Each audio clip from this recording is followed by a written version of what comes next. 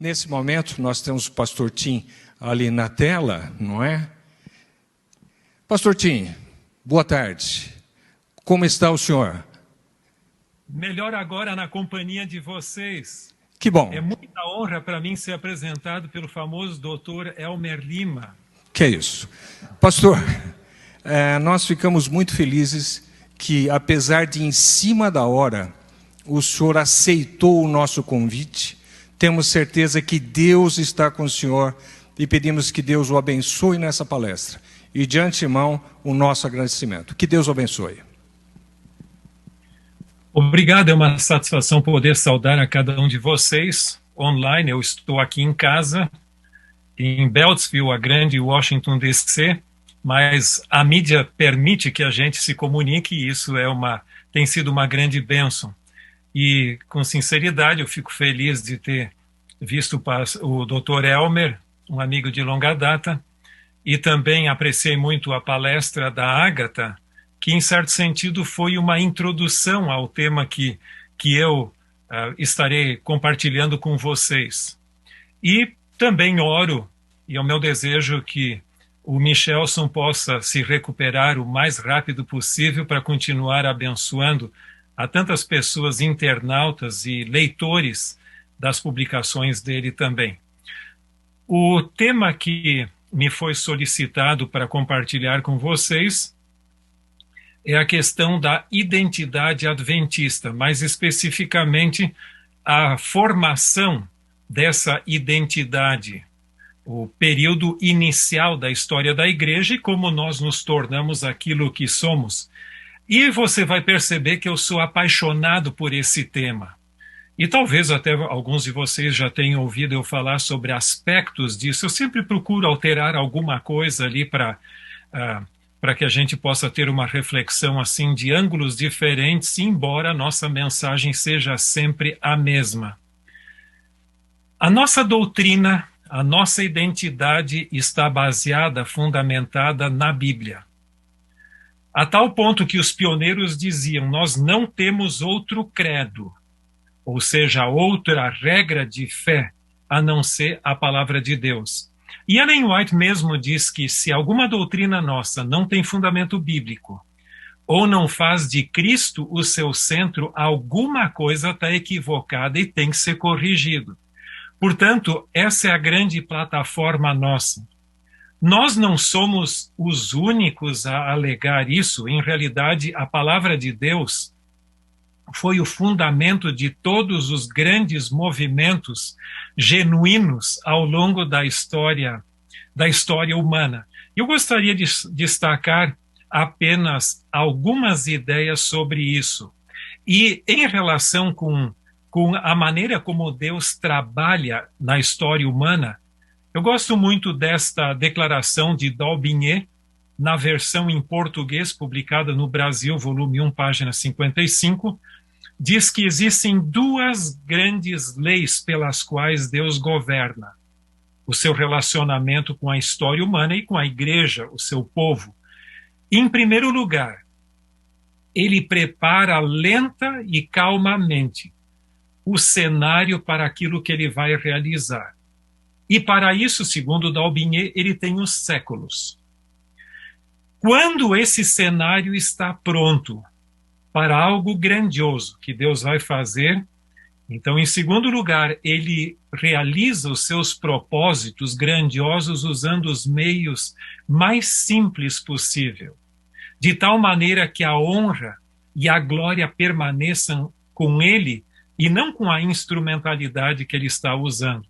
Você sabe muito bem que os apóstolos de Cristo e discípulos, com poucas exceções, eram pessoas humildes, camponeses até. A mesma coisa aconteceu no período da Reforma, embora você tivesse reformadores com preparo acadêmico como Lutero, Calvino, etc. Mas os nossos pioneiros eram pessoas simples também.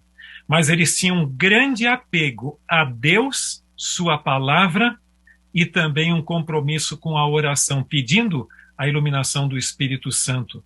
E nesse sentido, Nós temos três grandes movimentos que eu colocaria como os três maiores da história do cristianismo pela sua relevância doutrinária, não vou dizer numérica, porque houve outros movimentos também. O primeiro deles, o surgimento do cristianismo.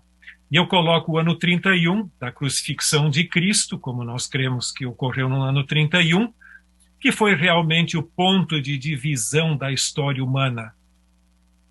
Depois, quando o cristianismo havia perdido sua identidade original, nós temos o grande movimento da Reforma Protestante, e ali foi quando Lutero fixou as 95 teses na porta do castelo de Wittenberg. Então, esse é um marco muito importante, muito grande. Ainda no passado, a minha última viagem internacional, antes da pandemia, foi para Wittenberg, e a gente visitou os lugares históricos. Agora, quando o protestantismo caiu também numa espécie de secularização e perdeu muito de sua base bíblica, surgiu o movimento adventista como um movimento de restauração da verdade e outra vez fundamentado sobre o grande alicerce da palavra de Deus. Agora, você podia me perguntar, tá certo, e qual é, então, a identidade adventista? O que nós temos a oferecer ao mundo religioso que outros movimentos não têm? Isso não é uma questão de orgulho espiritual. É uma questão simplesmente de um compromisso. E quanto maior o conhecimento que você acumula, maior a sua responsabilidade. Bom, vamos avançar. No estudo da Bíblia, há dois textos que marcaram o fundamento da nossa identidade adventista. Lógico, não são os únicos, há outros, mas esses foram fundamentais. Daniel 8,14, até 2.300 tardes e manhãs e o santuário será purificado. E Apocalipse 14, 6 a 12, nós temos as três mensagens angélicas. E nós vamos refletir um pouquinho mais sobre isso ao longo das nossas considerações. Qual é o contexto no qual o adventismo surgiu? Bem, a minha tentação seria falar demais sobre isso, porque eu até tenho aqui em casa 3 volumes grossos só sobre o que aconteceu naquela época, e o título da obra é 1844. Muitos movimentos sociopolíticos, religiosos, culturais estavam aflorando naquele período. Mas eu gostaria de destacar alguma coisa. No final do 18º século, do século XVIII, surgiu um movimento na Europa, com bastante força na França, que é o que se chama de iluminismo. Esse movimento foi um movimento intelectual, e esse movimento intelectual filosófico rompeu com tudo que é a estrutura, principalmente a estrutura da Igreja Católica, e também contra a religião, a autoridade da Bíblia, e para eles o que realmente interessava era a liberdade e a razão. Tudo deveria ser criticado, exceto o próprio espírito crítico que eles tinham. Então, eles podiam criticar a outros, mas não podiam ser criticados. Nós temos também como uma expressão prática do iluminismo a Revolução Francesa, e você lembra do caos que isso virou na França ali, e depois teve que até ser suprimido aquilo ali, mas foi o período do terror que surgiu ali. Mas ao mesmo tempo que na França as ideias filosóficas afloravam, na Inglaterra o evolucionismo fazia muita força. E esse estava destronando a Deus da sua criação e atribuindo à própria natureza, à própria criação de Deus, poderes autocriativos. Em outras palavras, Deus não precisa criar nada, porque a própria natureza se autogera, se autocria.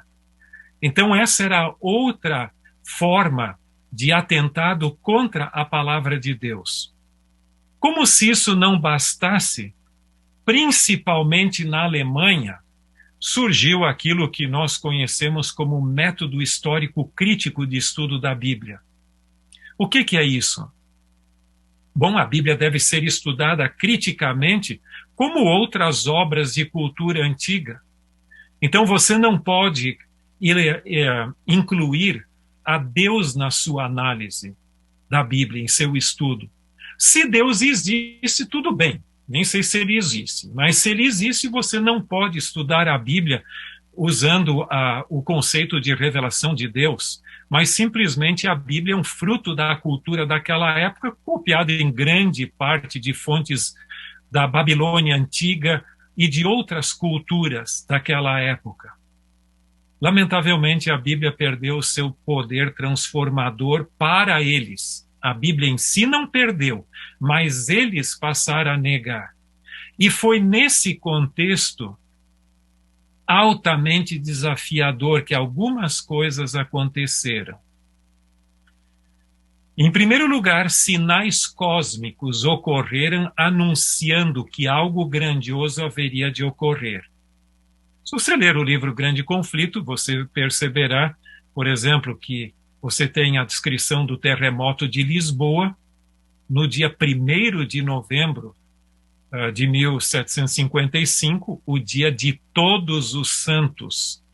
Foi um sábado, não domingo, como alguns alegam, um sábado, quando as pessoas que estavam na primeira missa sentiram os abalos que ocorreram ali, incêndios sucederam, e depois também tsunami, embora o termo não fosse conhecido daquela época, foi um caos. Especialmente no dia de Todos os Santos, e nenhum dos santos pôde protegê-los.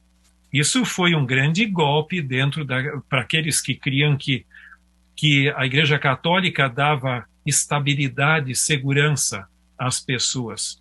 Depois você tem o sinal no Sol, na Lua. E então, uma das coisas que marcou o início do tempo do fim, lembra-se que o tempo do fim não começou em 1844, mas em 1798. O que aconteceu? Em fevereiro daquele ano, o general Berthier, ele veio a mando de Napoleão, por certeza, com seus exércitos, invadiu o Vaticano, prendeu o Papa Pio VI e o levou para o exílio. E esse Papa morreu depois no exílio e nunca voltou para o Vaticano. Muitas pessoas começaram a estudar a Bíblia dizendo, caramba, como pode? Agora o próprio Papa, que é o vigário representante de Deus na Terra, é aprisionado, vai para o exílio e Deus não o protege?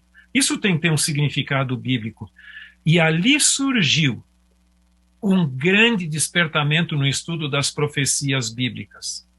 Estudo das profecias havia antes, mas nenhum tão significativo e marcante como aquele. Guilherme Miller começa a pregar em 1831, o seu primeiro sermão. 2 anos depois já ocorre, no mesmo cenário onde ele está pregando, a chuva de meteoros cadentes, conhecida como estrelas, a queda das estrelas, em preparação para o que haveria de acontecer depois, 1844, e o início do juízo investigativo pré-advento. Algumas pessoas podem dizer, sim, mas esses são sinais da segunda vinda de Cristo. Se você olhar em Apocalipse 6, 12 e 13, você verá que esses sinais são descritos no livro do Apocalipse, agora mais cronologicamente, na abertura do 6º selo, e não no 7º selo, que é a segunda vinda de Cristo. Bem, isso só para você ter uma ideia que o tempo era solene. Há uma tese de doutorado de Gerhard Fandel, que trabalhou aqui na Associação Geral, hoje está aposentado, mora aqui perto e continua prestando seus serviços, e ele escreveu sobre essa expressão tempo do fim no livro do Apocalipse, de Daniel, capítulo 8, que é muito importante. Quanto à expectativa, você talvez, se conhece um pouco da história da igreja, deve ter ouvido falar da conversão de Guilherme Miller. Guilherme Miller, ele nasceu num lar batista. Sua mãe era muito devota, muito fiel. Mas o filho, por influências externas, começou a fazer parte de sociedades literárias da época na sua cidadezinha e leu muito dos deístas, esses que creem no Deus relojoeiro que não se comunica com a sua criação. Ele criou e abandonou. E a mãe se preocupava muito com o filho. Até que o filho criticava os sermões, dizia, poxa, quando o tio, que é pastor, não está, o diácono que lê o sermão impresso, ele é muito monótono, não dá para aguentar. E aí, a mãe combinou com o pastor, dizendo, veja, quando você não estiver aqui, peça para o meu filho Guilherme ler o sermão. Interessante que ele aceitou. E o sermão, eu até tenho um exemplar do livro, não o original que ele leu, mas da mesma edição. Nesse livro ali de sermões, ele leu o sermão de número 8, que falava sobre o dever dos pais para com os seus filhos.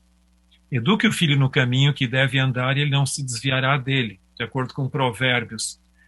Enquanto ele lia, o Espírito Santo tocou na sua vida e no meio da leitura, ele se tornou tão emotivo que ele não conseguiu terminar e desistiu da leitura. E depois ele diz que em Jesus eu encontrei um amigo.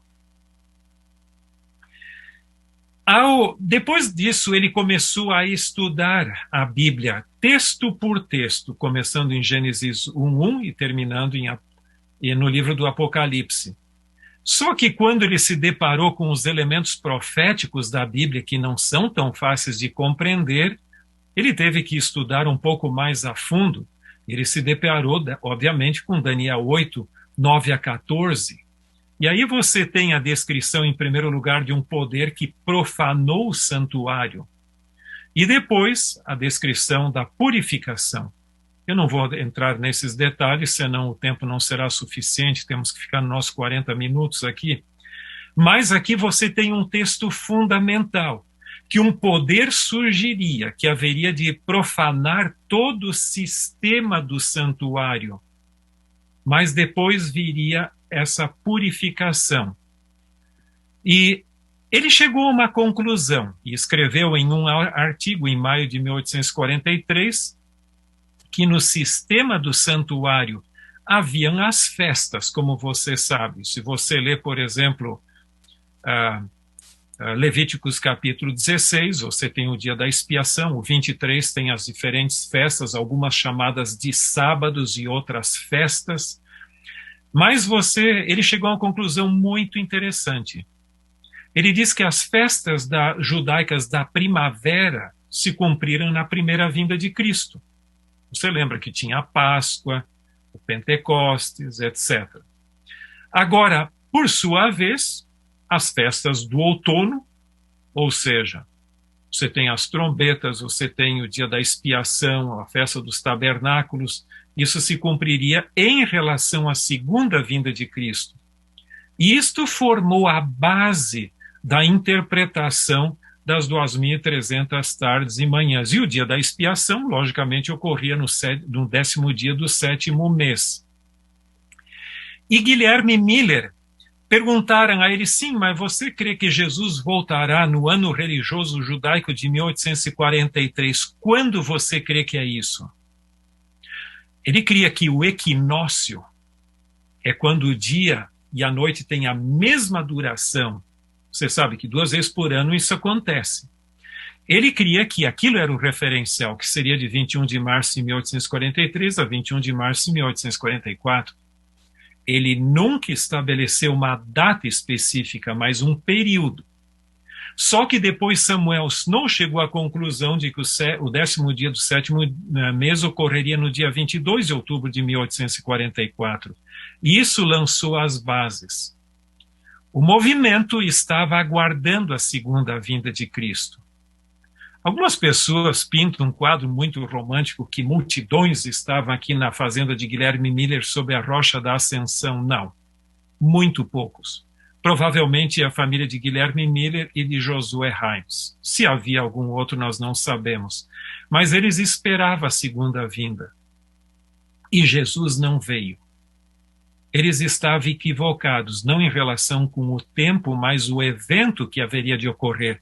Jesus não viria do lugar santo para esta terra, mas entraria pela primeira vez no lugar santíssimo, como chegou à conclusão um grupo de estudos liderado por Iran Edson e também Crozier e Hahn. Não sei se você, meu amigo e minha amiga, já ouviu falar que alguns dizem assim, o adventismo é um erro, porque já começou com o desapontamento de algo que foi errado.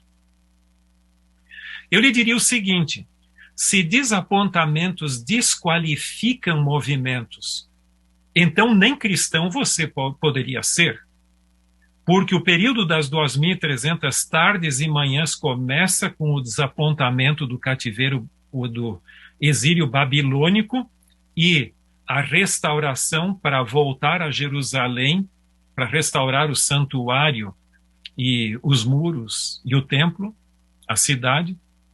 Por acaso a cruz não foi o desapontamento para os discípulos?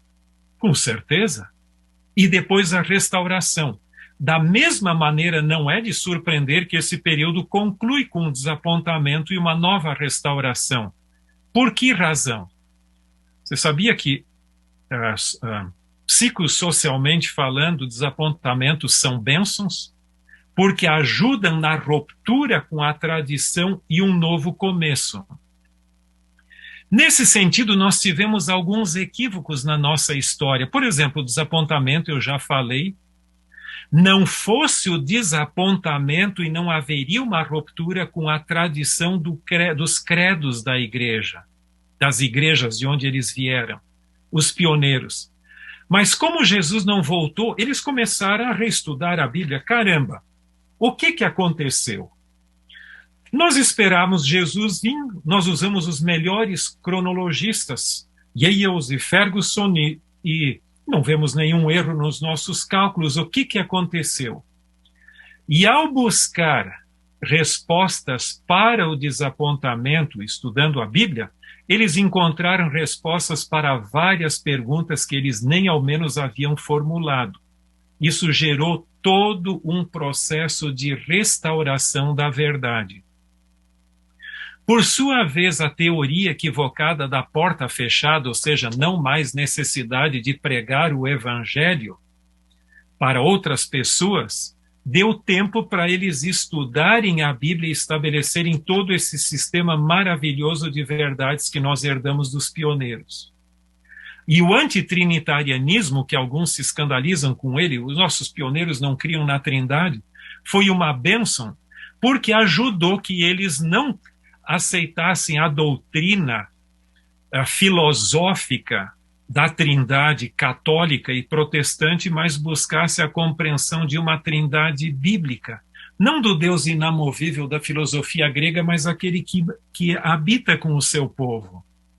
Portanto, Deus é profissional em transformar equívocos em bênçãos, e isto não foi uma exceção.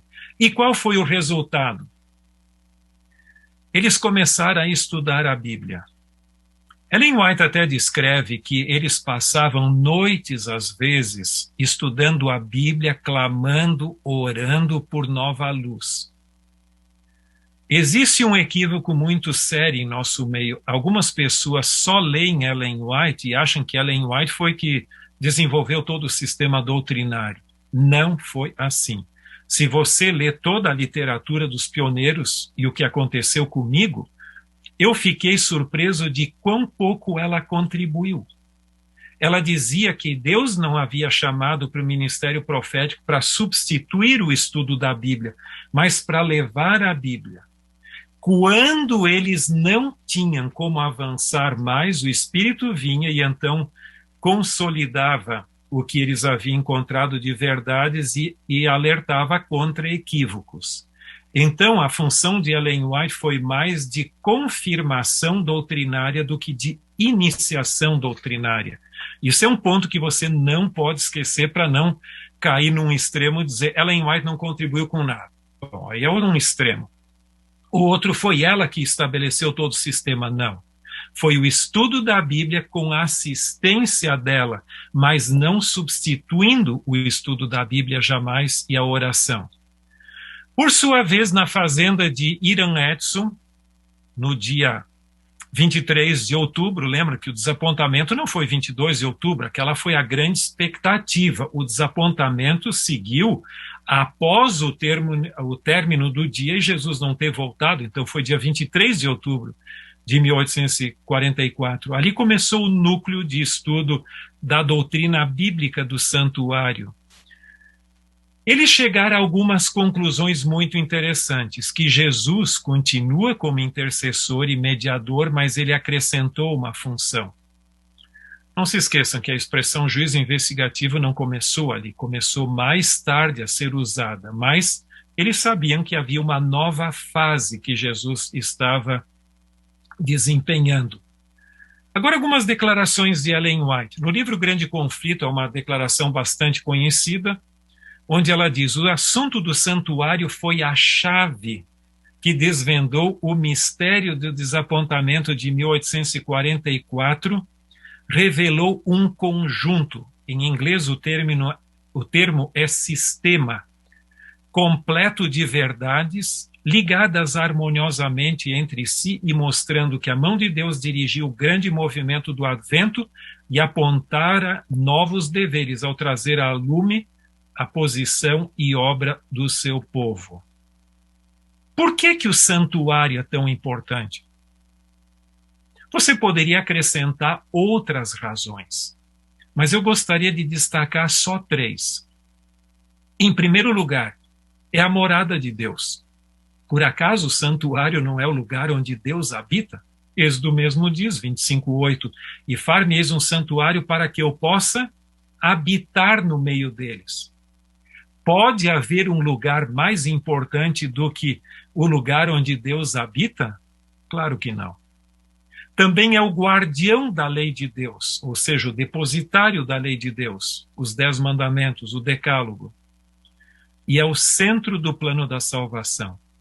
Biblicamente, todo relacionamento entre céu e terra é via santuário. Assim foi no Antigo Testamento e no Novo Testamento também. Você tem muitos textos, mas eu só mencionei, ali só coloquei Hebreus 4, 14 a 16, diz: se você tem problemas existenciais, vá junto ao trono da graça, que está no santuário, e busque socorro para a ocasião oportuna.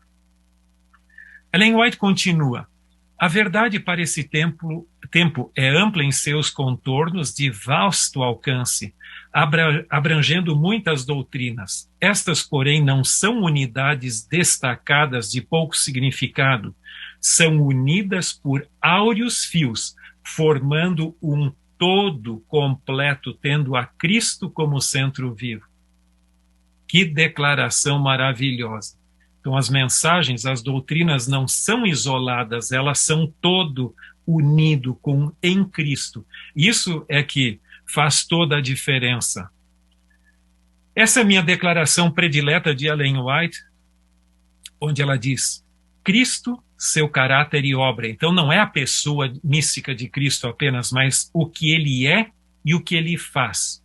É o centro e a circunferência de toda a verdade. Ele é a cadeia que liga as joias de doutrina. Nele se encontra o inteiro sistema da verdade. Você percebeu que Ellen White enfatiza que a nossa mensagem não é uma pilha de tijolos, mas é uma sólida parede? Qual é a diferença entre uma pilha de tijolos e uma parede? Bem, é muito simples. Para você que já viu uma construção de uma casa, você pode colocar pilhas de tijolos, muito fácil de derrubar, porque eles não têm nada que conecta. Agora, uma parede é muito mais sólida, porque o que sustenta é a argamassa, ou seja, o cimento que une um tijolo ao outro. Se nossa doutrina é um sistema, nossa mensagem é um sistema doutrinário, o que seria essa argamassa que une todas as demais doutrinas? Estudando detidamente o assunto, eu cheguei à conclusão que a nossa mensagem não tem um fator apenas que integra, ou seja, o cimento que une os tijolos das doutrinas, mas tem dois: o santuário e as três mensagens angélicas. Ao longo da história humana, sempre a mensagem bíblica foi integrada pelo santuário. Mas em restauração final da verdade para a segunda vinda de Cristo, a pregação das três mensagens angélicas restaurou esse sistema de verdades maravilhosas integradas pelo santuário.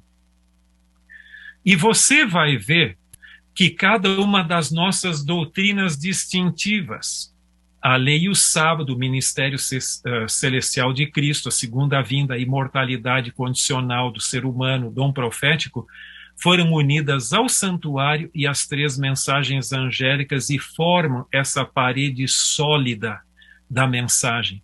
Portanto, o todo é muito mais do que a soma das partes. E esse é um ponto que nós não podemos esquecer. Lamentavelmente, muitos não têm essa ideia do todo integrado. Em termos de nossa identidade, aqui eu tenho uma ilustração que eu acho que é significativa, é um gráfico semelhante aos outros, mas você verá que enquanto o santuário está sendo purificado no céu, em preparação para a segunda vinda, sobre a terra, as três mensagens angélicas estão fazendo a sua obra, gerando um povo que creia nessa mensagem e a proclame com entusiasmo ao mundo. E Ellen White, no livro Primeiros Escritos, coloca as três mensagens angélicas como degraus de acesso à grande plataforma da verdade. Isso é algo maravilhoso, é lógico, talvez no pouco tempo que a gente tem, nem sempre tudo fica claro, mas você pode estudar por sua conta isso de uma maneira mais detida. Algumas pessoas poderão perguntar, mas escuta, 1844, as 2.300 tardes e manhãs, tem uma base sólida, no caso cronológica, bíblica e histórica? Sim.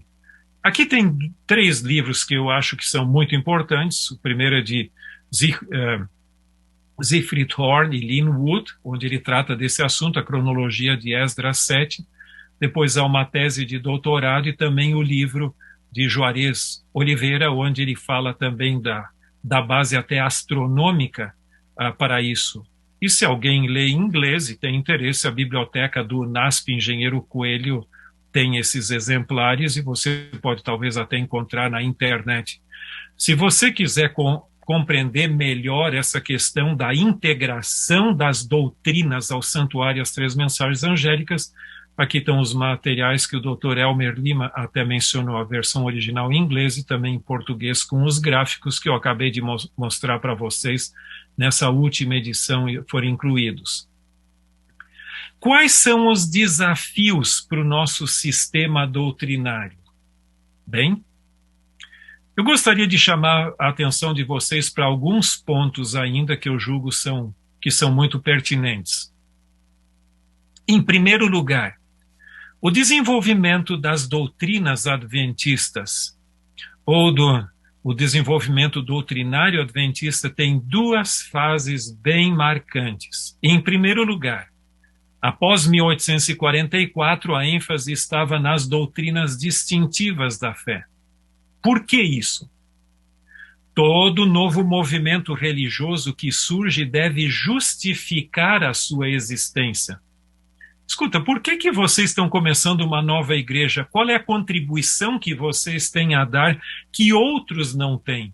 É lógico, se você só mencionar as semelhanças, isso não vai convencer ninguém, tá bom, mas isso nós também temos. Tem que mostrar o que além do que todos têm, qual é a contribuição a mais que tem. E a outra depois foi também a incorporação das doutrinas evangélicas, como justificação pela fé, a questão da trindade, etc. E ali formou todo em equilíbrio. Só que ocorreu um pequeno desequilíbrio nessa história. No início, a ênfase estava no santuário e no sistema doutrinário, e depois a ênfase passou para Cristo e suas doutrinas isoladas, quando deveria ser uma somatória de tudo. Esse é um pequeno desequilíbrio, nenhuma doutrina equivocada, de minha perspectiva, mas simplesmente deveria ser mais não, ou isto ou aquilo, mas os dois juntos. Afinal de contas, quem é o centro da nossa doutrina? É Cristo ou é o santuário? Bom, você podia dizer o santuário, sim, Ellen White fala isso, mas ela também fala de Cristo. Então eu costumo dizer que o centro da nossa mensagem não é Cristo fora do seu santuário, nem o santuário vazio sem Cristo, mas Cristo em seu santuário. Por que não somar em vez de substituir? Aqui é só uma outra forma de ilustrar o sistema doutrinário de Cristo em seu santuário e as doutrinas à volta, doutrinas bíblicas. E dá a impressão hoje que muitos nem compreendem bem a doutrina do santuário e se contentam com doutrinas isoladas. Com base bíblica, com certeza, mas perde aquela força da coerência que um sistema dá. Portanto, eu lhe convidaria, você que está me ouvindo, quem sabe repensar um pouco e vamos, quem sabe, resgatar essa visão sistêmica sólida da verdade que nós legamos, que nós recebemos dos pioneiros. Mas existe um outro problema sério. É aquilo que se chama síndrome da ampulheta. O Dr. George Reed me chamou a atenção para isso uma vez, em sala de aula, eu achei muito interessante. Ele diz que muitas pessoas têm dificuldade em conviver com a amplidão da verdade bíblica e se concentram em um só ponto. Não sei como é a história na igreja qual você se frequenta, mas por onde eu ando, por esse mundo afora, você tem algumas pessoas que têm uma forte tendência monomaníaca. O que nós precisamos agora é só eventos finais. A pandemia está aqui, nós estamos meio sem convicção, precisamos pregar eventos finais. Outro já diz não. O que nós precisamos pregar agora é a reforma de saúde, porque o povo não toma a sério, isso é a nossa mensagem. Outros já dizem não, é a justificação pela fé que é a doutrina mais importante. Uma vez eu estava num lugar onde haviam tomado o voto que a doutrina mais importante era a justificação pela fé, e queria a minha opinião. Aí eu perguntei, você acha que sem a doutrina de Deus haveria justificação pela fé? Nada existiria sem Deus. Cuidado com essa história de virar monomaníaco e reduzir a amplidão da mensagem a um ponto apenas. Não, nós precisamos do todo, de maneira bem ampla. Agora, Ellen White também nos adverte no livro Testemunhos para Ministros, uma visão que ela teve sobre Satanás e seus anjos tentando enredar o povo de Deus nesses últimos dias. E ela diz, ao se aproximar o povo de Deus dos perigos dos últimos dias, faz Satanás ardorosa consulta com seus anjos, quanto ao plano de maior êxito no sentido de lhes transtornar a fé. E agora Satanás falando. Levá-los-emos, então, a concluir que as reivindicações de Cristo são menos estritas do que uma vez creram e que, pela conformação com o mundo, exercerão maior influência sobre os mundanos. Não é isso que nós estamos vendo hoje? Muitas pessoas falam em contextualização. Lógico que precisamos contextualizar os métodos, a apresentação da mensagem, mas cuidado para não eliminar a essência da mensagem, os grandes fundamentos da fé, porque se você elimina eles, você simplesmente acaba com a identidade. Isso que está acontecendo. Em muitos lugares, a nossa identidade foi abaixo e muitas pessoas hoje creem que o adventismo é só um movimento evangélico que ainda guarda o sábado de alguma forma e crê que a pessoa quando morre, morre mesmo. O resto já nem interessa muito. Esse é o melhor caminho para a perda da identidade.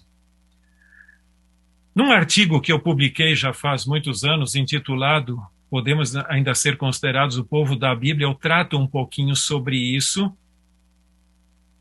E você vai ver que havia uma época que nós éramos poderosos no conhecimento bíblico.